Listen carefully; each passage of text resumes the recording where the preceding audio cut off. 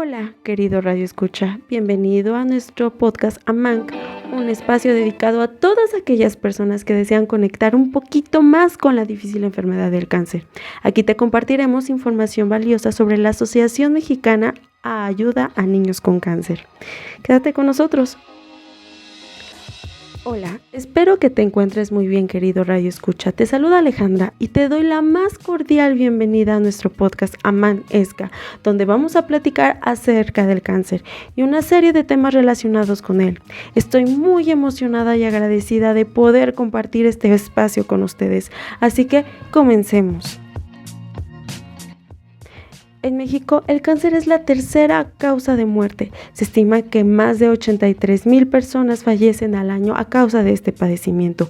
Y si la idea misma de saber que la vida se apaga a causa de un padecimiento que, si bien es controlable en ocasiones, muchas veces se sale de las manos de los mejores profesionales de la salud.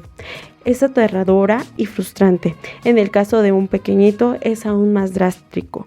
Y creo que surge de la empatía y el amor que podemos crear con estos seres inocentes. Empecemos entonces por analizar este sentimiento central, el amor. ¿Qué es el amor? Podríamos definirlo como el vínculo de afecto que nace de la valoración de otro e inspira el deseo de su bien. Podemos verle como un valor o como una propiedad de las relaciones humanas. Y seguramente te estás preguntando, oye Alejandra, ¿cómo se relaciona con el cáncer? Y te cuento, el cáncer infantil, al igual que cualquier tipo de cáncer, es una enfermedad devastadora que afecta no solo al pequeñito, que claro, es quien sufre el dolor físico, pero también a su familia y seres queridos.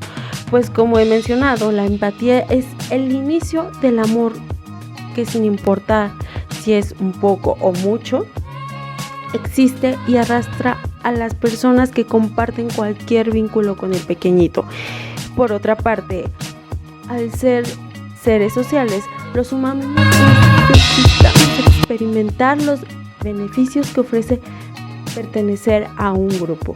En este caso, el amor es uno de ellos.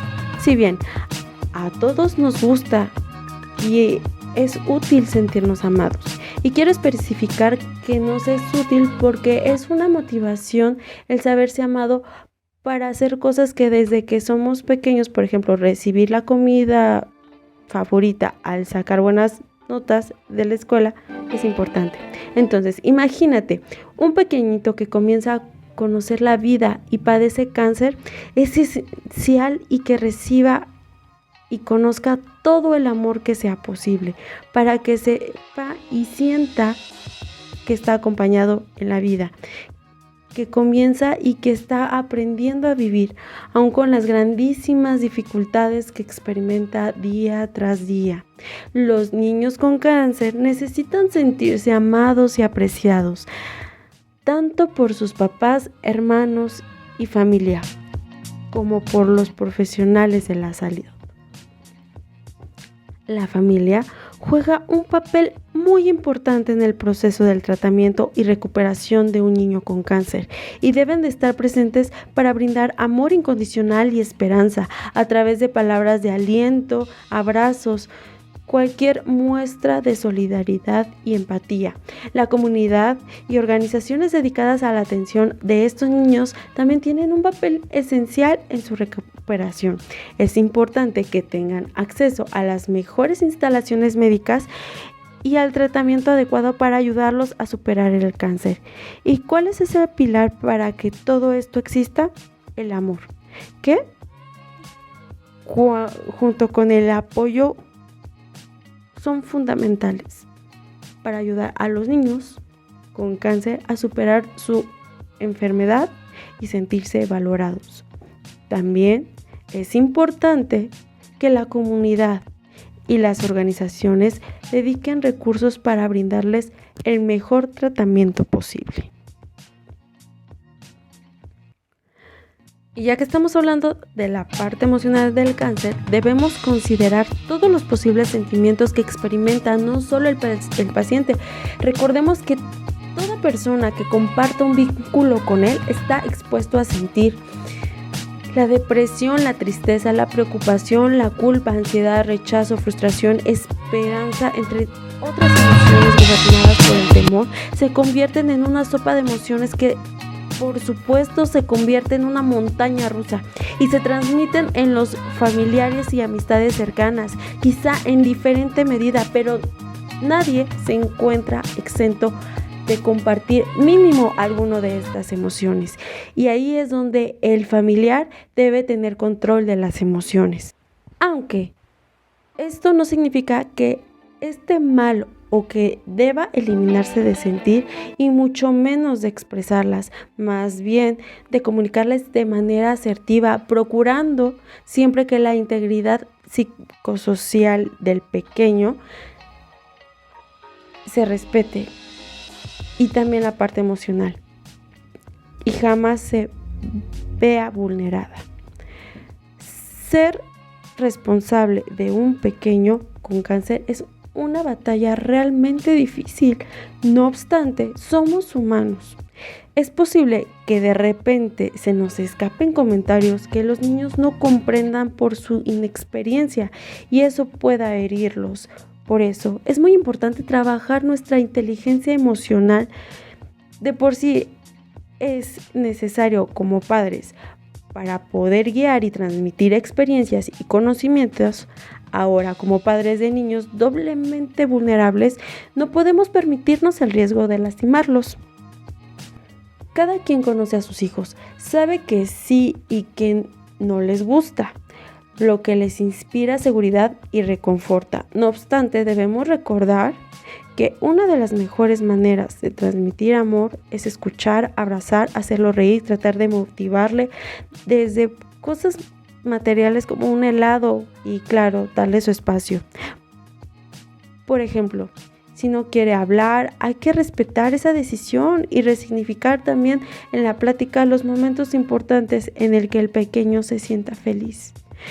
Sobre todo para que tenga una mejor calidad de vida y si está mal, ayudar al solo escucharlo y no tratar de animar, sino el preguntarle en qué le puedo ayudar.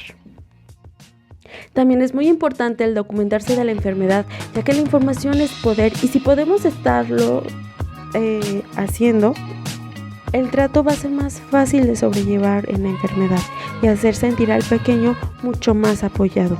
También es importante que el menor vaya acompañado con un familiar en las quimioterapias, en las consultas, porque el familiar puede ayudar a tomar notas o tomar a la persona de la mano y no se sienta sola en ese momento tan difícil.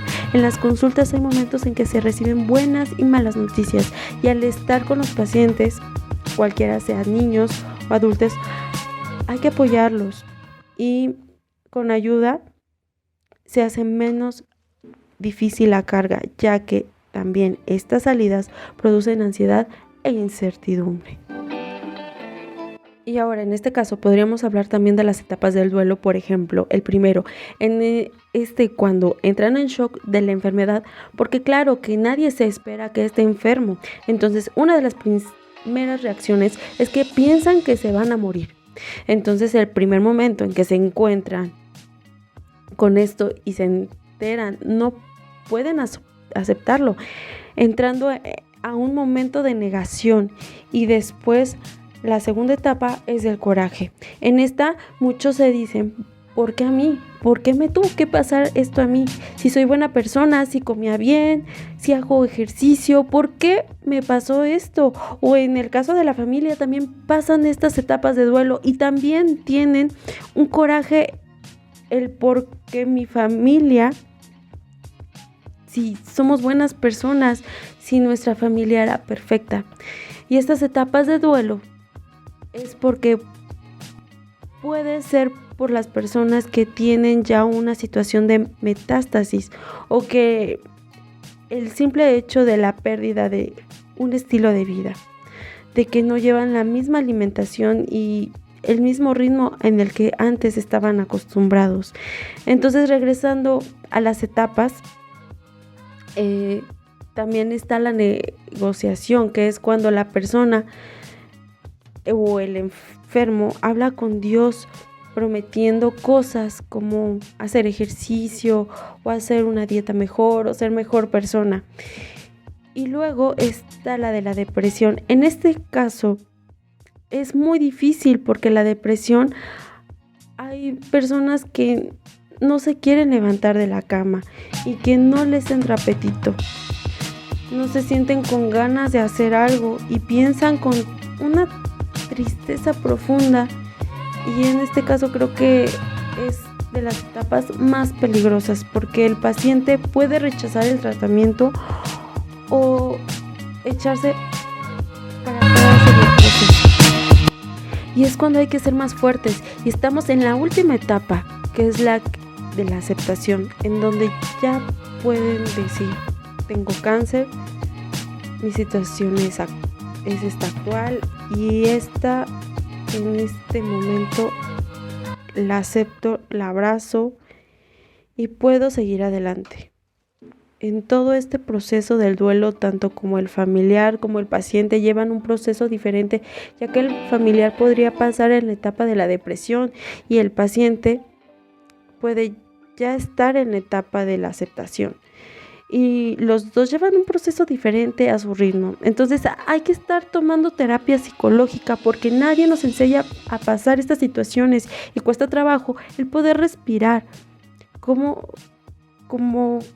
sientes que te ahogas en este tema? Porque hay veces que no sabes para dónde mirar. Por otra parte, de la forma en que podemos apoyarlos es ir al ritmo de ellos, que ellos deben sentir que están al mando de sus vidas y tienen derecho de enterarse de su enfermedad y no ocultarle nada del proceso, porque así ellos están conscientes en dónde están parados y puede que sea más fácil la recuperación. Otro punto importante es no dar nada por hecho. ¿A qué me refiero? Hoy aquí nosotros como familiares podemos pensar que podemos tomar decisiones por los enfermos cuando ellos realmente son los que deben de decidir qué quieren cuando no hay una imposibilidad física o mental. Ellos tienen el derecho de decidir si quieren recibir llamadas, contestar llamadas o mensajes, y cuando no quieran hay que aceptar también esa situación. Puede que porque posiblemente en ese momento se sientan mal, cansados, tristes, enojados y posiblemente quieran su espacio y nosotros no podemos juzgarlos si no es la mejor manera en que ellos se puedan sentir mejor. Es más que apoyarlos y no imponerles nada pensando que es lo mejor para ellos, porque nosotros podemos pensar como familia que tal vez eso está bien, pero a veces nos olvidamos un poco de lo que ellos decidan que quieren, y lo mejor que se puede hacer es preguntarle al paciente si una situación le resta o le suma. Otra parte importante como familiar es cuidarse. Desde hoy la parte física como el comer bien, dormir bien, sobre todo el descanso para tener energías para soportar todo lo que pueda venir y ser ese apoyo para el paciente.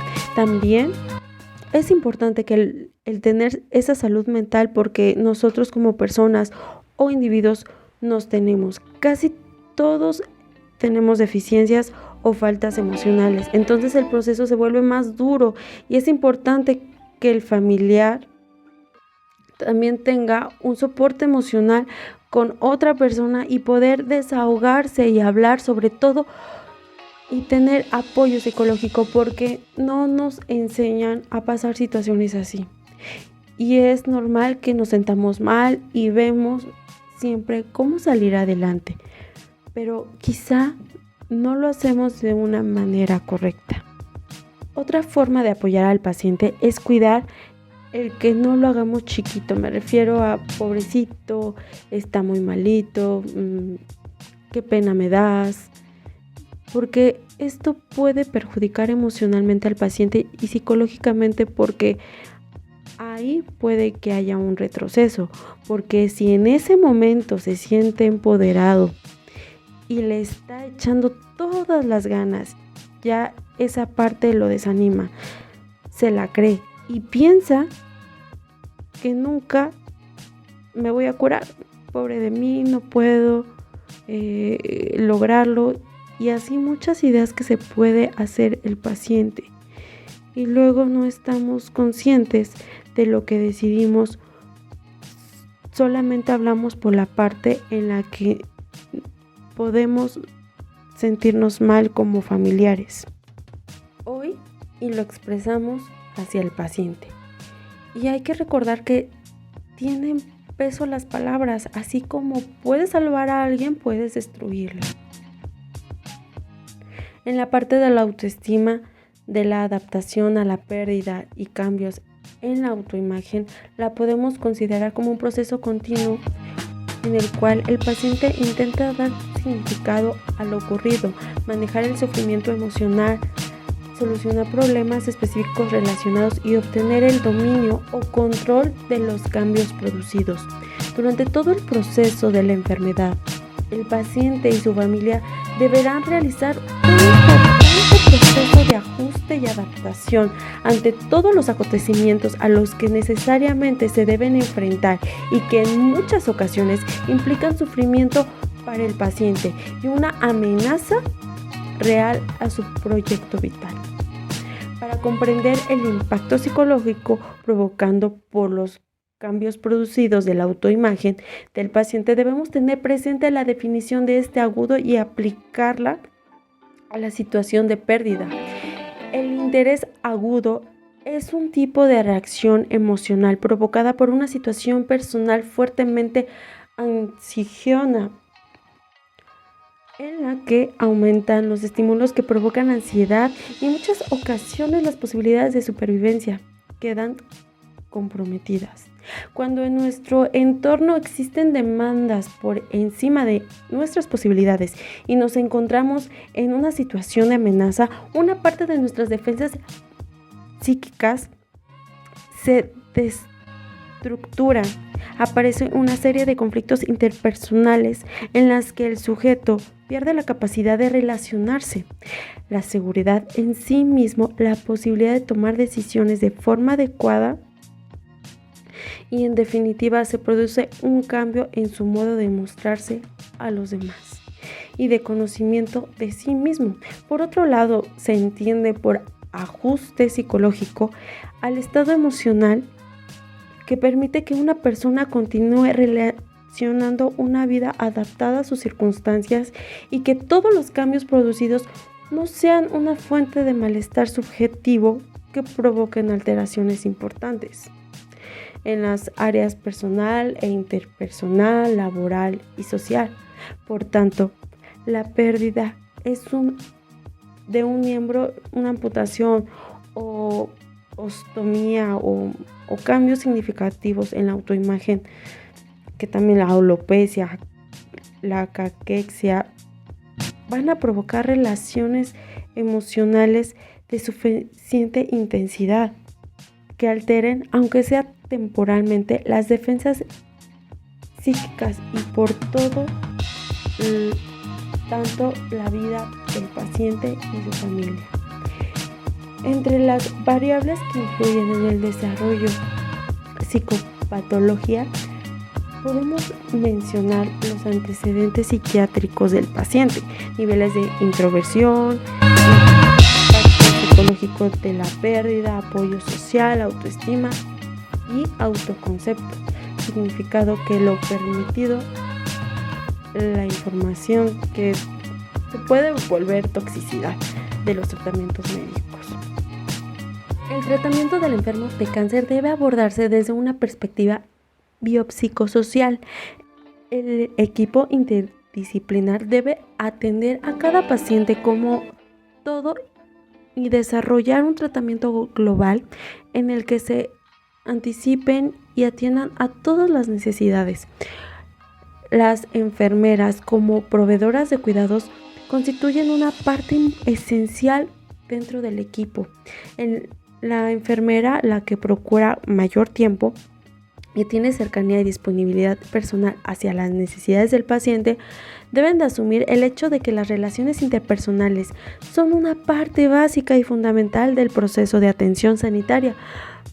Poner en marcha los procesos terapéuticos les confiere el privilegio de ser el primer profesional. Poner en marcha los procesos terapéuticos les confiere el privilegio de ser el primer profesional con el que el paciente tiene contacto desde recibir el diagnóstico. Y estas circunstancias difíciles hacen que se compartan en ocasiones momentos de gran intimidad. El modo como nos sintamos con respecto a nosotros mismos afecta de forma decisiva todos los aspectos de nuestra experiencia, a la manera en la que funcionamos, a las posibilidades de crecimiento y desarrollo. En este sentido, la enfermedad y los tratamientos se viven como una amenaza para los sentimientos de poder y seguridad, valía y dignidad, todo lo cual contribuye a que el ser humano sea muy vulnerable. Las enfermeras pueden ayudar a las personas a adoptar actitudes positivas en la medida de sus posibilidades y también ofrecer la cobertura y el apoyo emocional que les ayuden a modificarlas, ya que salud emocional no implica necesariamente experimentar solo emociones positivas. Podemos potencializar la capacidad de vivir sin miedo, un amplio abanico de sentimientos y ayudar a los pacientes a que sean capaces de funcionar con ellos mismos sin sentirse abrumados. Por otro lado, la manera en que pueden ayudar a las enfermeras en la parte de la autoestima en los pacientes es la potencialización de la imagen corporal y mejora de las percepciones y actitudes conscientes e inconscientes del paciente, además de aumentar el afrontamiento y la ayuda al paciente a adaptarse a los factores estresantes, cambios o amenazas perceptibles que interfieran en el cumplimiento de las exigencias y papeles de la vida cotidiana. La potencialización de la autoestima y ayudar a un paciente a que aumente el juicio personal de su propia valía. Los objetivos prioritarios que deberían perseguirse son facilitar la aceptación de la pérdida o la imagen corporal, potencializar recursos de afrontamiento y promover el apoyo familiar y social. Las estrategias de intervención incluirán el análisis inicial de las variables mencionadas en apartados anteriores que nos ayudarán a seleccionar a los pacientes de riesgo, siguiendo un protocolo de actuación, aunque siempre considerando las características individuales. Sería número 1. Teniendo en cuenta que el grado de información es una de las variables que pueden modificar la reacción del duelo, las primeras intervenciones irán orientadas a identificar áreas de desconocimiento, en especial aquellas relacionadas con factores estresantes o que el individuo perciba como amenazantes, preparando al paciente para los cambios cuando estos sean previsibles. Número 2. Valorar cómo los cambios corporales afectan a su estilo de vida y ayudar a separar el aspecto físico de los sentimientos de valía personal, reforzando aspectos positivos y respetando siempre su identidad cultural y religiosa. Número 3. Alentar a los que nos cuenten sus sentimientos, intentando dar salidas constructivas a la ira y la hostilidad, trabajar con objetivos realistas y adecuarlos a corto y largo plazo, desglosando los objetivos completos en pasos pequeños y manejables, ayudar así a identificar estrategias positivas para aceptar sus limitaciones y acercarlas a su estilo de vida. Número 4. Será importante implicar a la familia a saber cómo se sienten con los cambios, discutir con ellos formas de ayudar para el paciente, aunque favoreciendo siempre la misma autonomía. Número 5. Ayudar a buscar medios que disminuyan el impacto causado por cualquier desfiguración por el medio de la ropa, pelucas o cosméticos. Número 6. Facilitar el contacto con personas que hayan sufrido cambios de imagen corporal similares o que tengan intereses y objetivos comunes e informar de grupos de apoyo para el paciente. Número 7. Enseñar estrategias para el autocuidado y en todos los casos que sea necesario la rehabilitación. Número 8. Seleccionar aquellos pacientes de riesgo que requieran atención especializada o seguimientos más exhaustivos de los profesionales adecuados. Cuando el paciente desarrolla desajustes emocionales que deterioran su calidad de vida significativamente y se prolongan por un tiempo determinado superior a lo razonable, debemos pensar en tratamientos específicos que les ayuden a resolver o mejorar su situación. Respecto al modo de intervención, la psicoterapia individual y grupal son las más utilizadas. Exponer los tratamientos de cáncer general, ya que se engloban las técnicas e intervenciones que ayudan a mitigar el dolor por la pérdida, incluyendo aquellas terapias sobre las que disponemos de datos experimentales de su eficacia, como la psicoterapia individual, tiene como objetivo como la reducción del estrés psicológico, así como el entrenamiento en estrategias de afrontamiento o habilidades que mejoren la percepción de control y autonomía del enfermo. Y otra, que es contra el cáncer, y cuente con la red de apoyo tanto profesional como junto a sus seres queridos a la medida de lo posible. Lo anterior se menciona ya que está comprobado que el acompañamiento constante y las estrategias de afrontamiento que surgen en estos espacios ayudan a que la persona con cáncer mantenga o aumente el estado de su autoestima, lo que a su vez tiene directa relación con los niveles de ansiedad que pueden surgir como consecuencia de padecer cáncer y que podría llegar a ser terminal. En estas otras palabras, al haber un espectro de herramienta más amplio para afrontar la enfermedad, pues se conserva la autoestima de mejor forma y por ende la ansiedad se queda también en niveles más controlables. Esto de la sintomatología, tanto física como emocional, se mantiene en niveles que permiten que la persona se adhiera a los tratamientos de forma oportuna, lo que incrementa las posibilidades de curar el cáncer. Algo que puede tomar en cuenta, además de que la autoestima juega un factor importante en la vida de todo ser humano, independiente si padece o no tiene la enfermedad como el cáncer. La autoestima es un tema de los que nos acompañan desde que tenemos uso de razón y debería irse desarrollando, trabajando de distintas formas según la etapa del ciclo de vida que estamos viviendo, en la forma en que nos apreciamos a nosotros mismos. A veces usando como referente el cómo el resto nos ve y por supuesto el cómo cada uno se recibe a sí mismo. Tener una autoestima saludable es importante porque ayuda a que las personas puedan tener un buen estado general desde lo emocional a lo físico. También ayuda a tener motivación para afrontar los problemas de día a día y poder disfrutar los triunfos y fracasos. Y por esto que hay que trabajar en ella.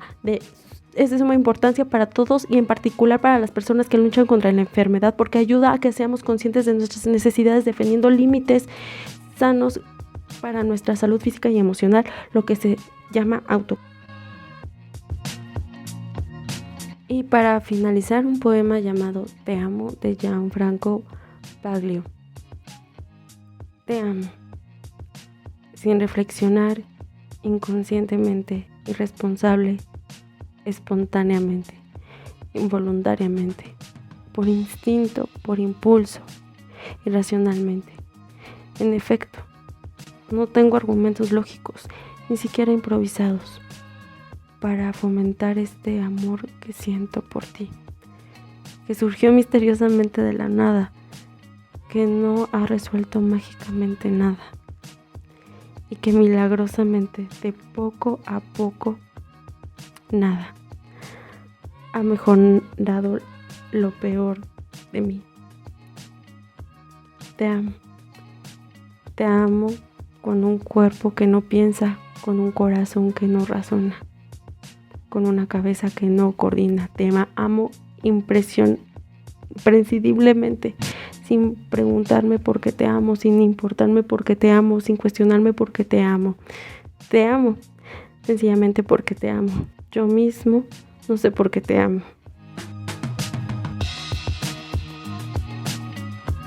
Les agradecemos habernos acompañado en este capítulo. No se pierdan el próximo, donde hablaremos del valor de la esperanza con nuestro compañero Alejandro Rafael. También no te olvides de seguirnos en nuestras redes sociales, como es Instagram @.mexico, TikTok @amant.mexico y Facebook @amant.mexico. Hasta pronto.